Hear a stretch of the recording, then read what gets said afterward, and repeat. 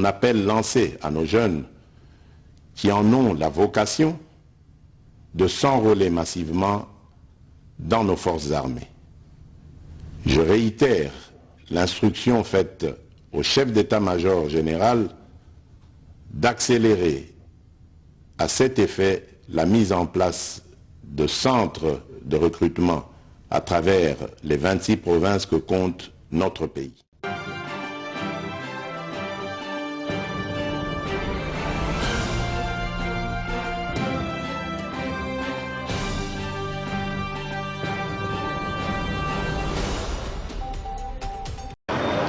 Bientôt, un ouf de soulagement sera remarqué sur les usagers de la route La Picale située dans la commune de Matadi. Rappelons que celle-ci est presque à la fin des travaux. En effet, cette infrastructure routière connaissant depuis quelques temps en état de praticabilité très avancé et cette situation empêchait une bonne circulation des voitures, motos et même des piétons. Tous avaient du mal à emprunter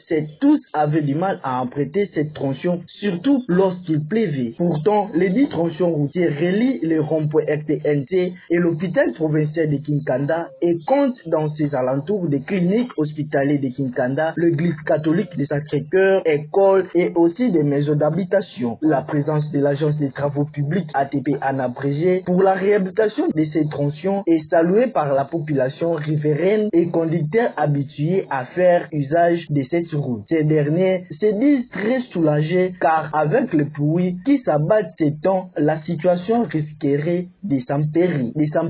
Ces derniers se disent très soulagés car avec les pluies qui s'abattent ces derniers temps, la situation risquerait de s'empirer.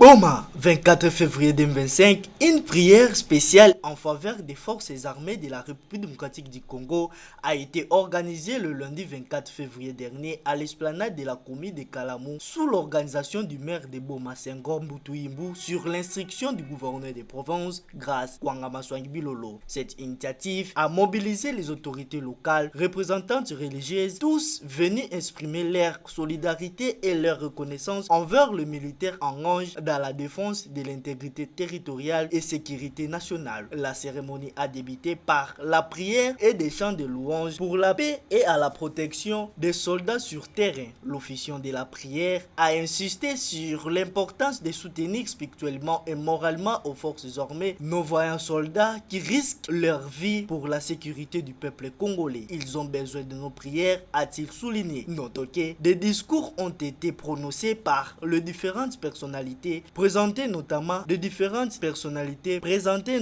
un représentant des autorités locales qui a salué cette initiative et exhorte la population à rester unie face aux défis sécuritaires du pays.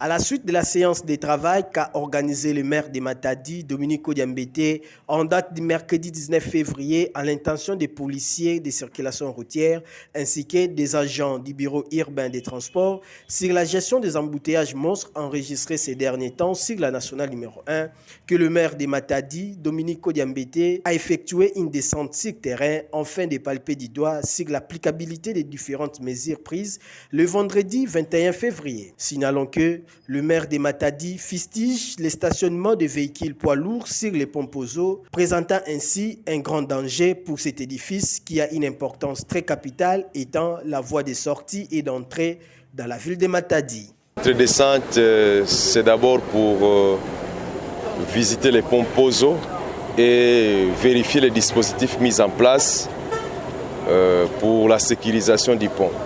Parce qu'il y a des véhicules parfois qui stationnent inutilement au-dessus du pont. Alors ça crée des fissures au niveau du pont. Alors il fallait prendre toutes les dispositions. Nous avions écrit au commandant de la 12e région militaire, le général Bob, pour qu'il mette à notre disposition des éléments PEM qui sont uniquement affectés aux pompes à l'entrée comme à la sortie, pour veiller à ce que les véhicules ne puissent pas stationner au niveau du pont. Alors aujourd'hui, nous sommes venus vous nous rendre compte si cette instruction est bel et bien respectée. Nous sommes très contents de constater qu'en tout cas au niveau du pont, avec les dispositifs mis en place, à l'entrée du pont, il y a des éléments PEM, accompagnés des éléments de la police militaire également. Et à la sortie également, c'est les mêmes dispositifs. Donc, au milieu du pont, il n'y a pas de véhicules qui stationnent maintenant. Donc, nous sommes très fiers parce que le pont est sécurisé. Maintenant, c'est à la société chargée de l'entretien du pont de faire son travail pour garantir une longévité à notre pont.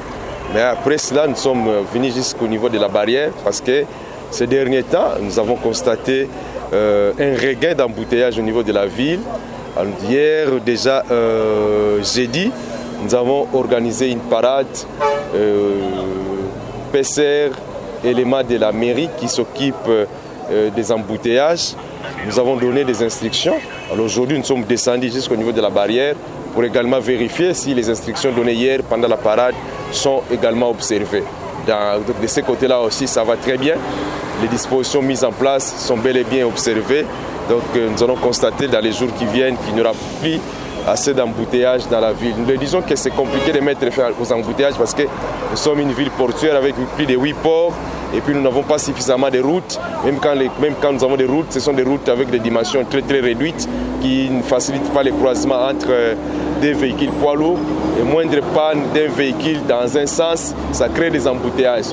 Et nos éléments PCR et nos éléments de la mairie font de leur mieux pour lutter contre ces embouteillages. Donc de temps en temps, nous comprenons et la population doit également comprendre que ce n'est pas facile dans une ville comme Matadi où le chemin de fer n'existe plus. C'est seulement la route qui est empruntée.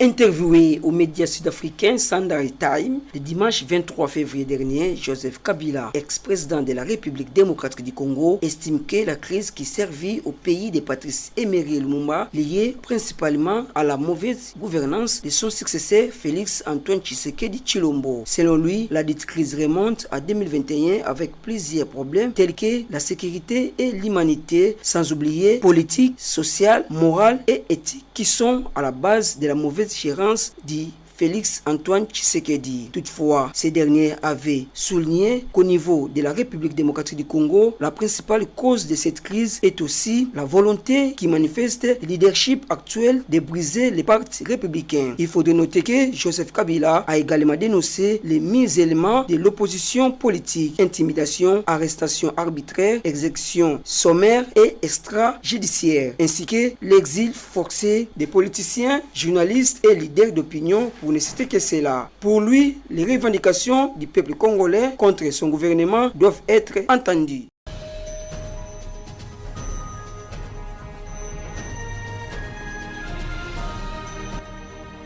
Le porte-parole du gouvernement congolais, Patrick Mouyaya, a répondu aux questions des journalistes de TV5 Monde Afrique face à la situation sécuritaire qui persiste en République démocratique du Congo. Cette interview revient après de Joseph Kabila accordé aux médias sud-africains le dimanche 23 février dernier où il avait estimé la crise qui servit en RDC liée à la mauvaise gouvernance du président Félix Tshisekedi. Patrick Mouyaya, ministre national de la communication et médias, a également souligner l'importance de la guerre en expliquant ce qui suit.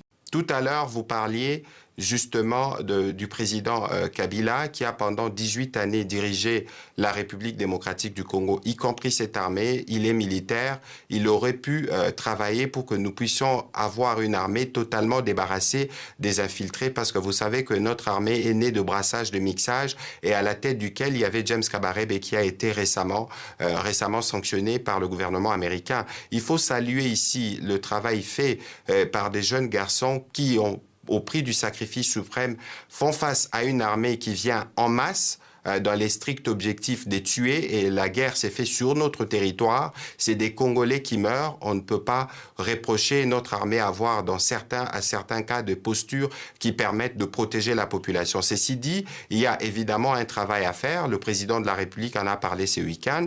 Des conséquences seront tirées et nous continuerons à renforcer nos forces armées pour être en mesure de faire face à toutes les menaces. Aujourd'hui, nous sommes en face du Rwanda et c'est pourquoi l'Union européenne s'est prononcée aujourd'hui si à la suite du Conseil de sécurité des Nations Unies ou du Haut Conseil pour les droits de l'homme ou du gouvernement américain, il y a une unanimité pour condamner les agissements du Rwanda et il y a une unanimité pour demander immédiatement un cessez-le-feu et il y a une unanimité pour ouvrir un couloir humanitaire pour nous permettre de venir au secours de plus de 4000 Congolais blessés, de finir de dénombrer les Congolais qui sont morts et d'enterrer ceux qui sont encore pour le moment dans les morgues. C'est des situations bien dramatiques et nous préoccupent au plus haut point et pour lesquelles nous travaillons à apporter des solutions. Écoutez, aujourd'hui, la première solution face à cette menace existentielle, c'est l'unité.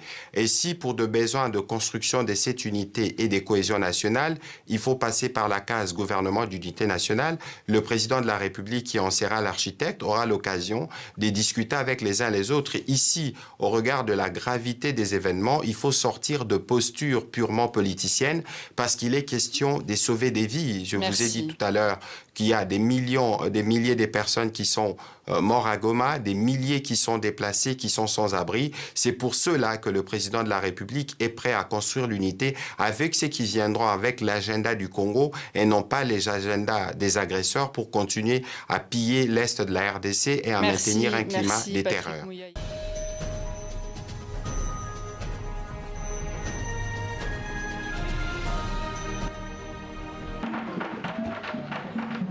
Lancement ce vendredi 21 février 2025 de l'opération des collectes des fonds et des dons pour soutenir les forces armées de la République démocratique du Congo engagées au front afin d'assurer la défense de la patrie. Cette initiative est l'œuvre des collectifs de journalistes de la ville de Matadi. La cérémonie s'est tenue au Centre culturel Émergence Plus, situé dans la commune de Matadi, en présence du bourgmestre de la commune de Mvuzi, Oscar Bwinga, du conseiller communal Chito Bungwalanga Mazo et de plusieurs acteurs politiques et leaders d'opinion, ainsi que la population venue de plusieurs coins de la ville pour manifester leur solidarité au FARDC, les combattants Wazalendo, ainsi que les compatriotes victimes de cette agression barbare imposée par le Rwanda avec ses supplétifs du M23 AFC. Devant le membre de la fondation Rufin Kisilu pour le développement et les amis de Junior Mabaro, tout a commencé par l'hymne national suivi de la prière. Dans son mot d'ouverture, le porte-parole du collectif, Osé Mabiala, a signifié l'importance de cette mobilisation. Et nous, en tant que journalistes de la ville de Matadi, nous nous sommes dit on ne peut et en aucun cas rester indifférent face à cette situation que traverse notre pays.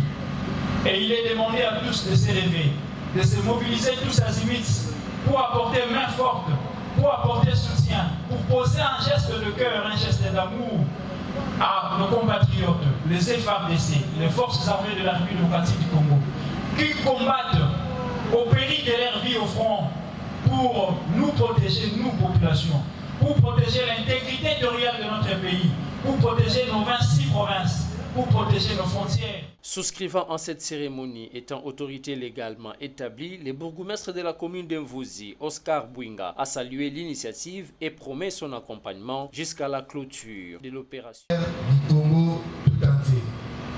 C'est une affaire de la République. Le Congo, nous n'en avons pas deux, bien qu'il y ait deux Congos en Afrique, mais nous n'en avons qu'un seul, la RDC. C'est ce pays que nous avons réussi, ou sinon que nos ancêtres nous ont légué. En dehors d'ici, comme on le dit si bien, on est mieux que chez soi. Chez nous, c'est la RDC.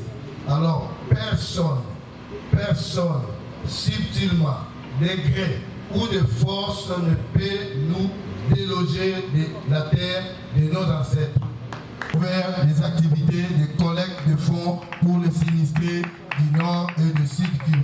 Merci beaucoup.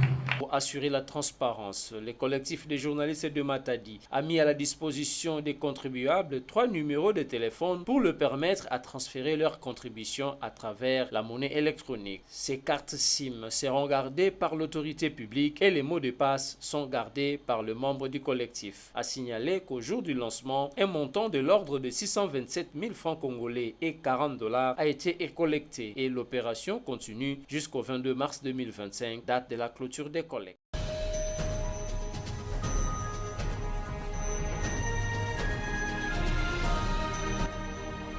Cette route réhabilitée il n'y a pas longtemps pour faciliter les trafics routiers entre les postes frontaliers de Noki et les ronds-points Kinkanda. Malheureusement, avec la conscience des conducteurs des véhicules à gros tonnage, la route Ango-Ango est transformée en parking avec comme conséquence les rétrécissements de la chaussée qui est à la base des embouteillages, mettant même la vie des passagers en danger. Cette situation macabre s'est fait pas sous les yeux des autorités compétentes qui ont les pouvoirs de traquer ces chauffeurs inconscients. Certains passagers et usagers de cette route déplorent la léthargie du maire de Matadi qui devrait profiter de ces infractions commises par ces conducteurs qui ont abandonné ces véhicules sur la chaussée pour accroître les recettes publiques. Mieux vaut prévenir que guérir, dit-on, aux autorités de vite trouver la solution avant que le pire n'arrive.